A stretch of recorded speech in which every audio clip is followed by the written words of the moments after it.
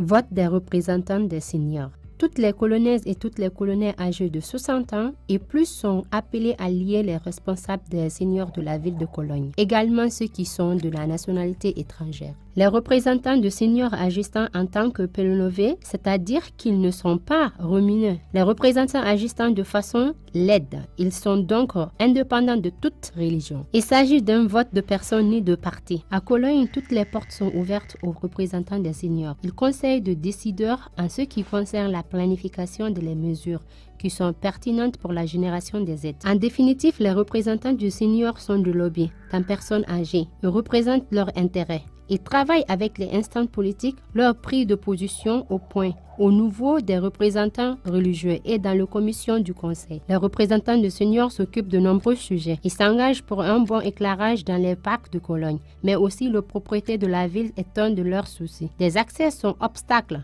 Attaques aux seniors habitants de la mobilité sont devenus de thèmes importants et développant également des projets avec des partenaires, par exemple la formation de la sécurité avec la police. Chacun des 9 arrondissements forme une circonscription électorale pour chaque 5 représentants des seniors seront élus. Pour les 9 arrondissements, cela représente 45 représentants. De plus, des représentants et représentantes étrangères pouvant y être intégrés.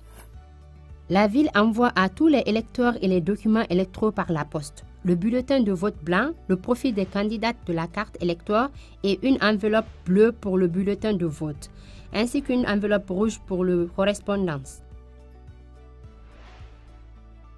Vous couchez personnellement le bulletin de vote. Vous devez faire au moins une croix. Vous pouvez en faire en 5 au maximum. Mettez le bulletin de vote de lire autre dans l'enveloppe bleue pour le bulletin de vote en fermant cette dernière à la collante. Signez la affidavit déclaration sur serment au verso de la carte d'électeur en maintenant de lieu de la date. Enfin, mettez la carte électorale en l'enveloppe bleue. Fermez-la l'enveloppe rouge de vote par correspondant et fermez cette dernière.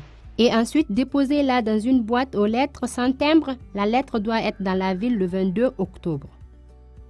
Participez au vote. De cette façon, vous aidez la ville de Cologne à rester attractive pour toutes les générations.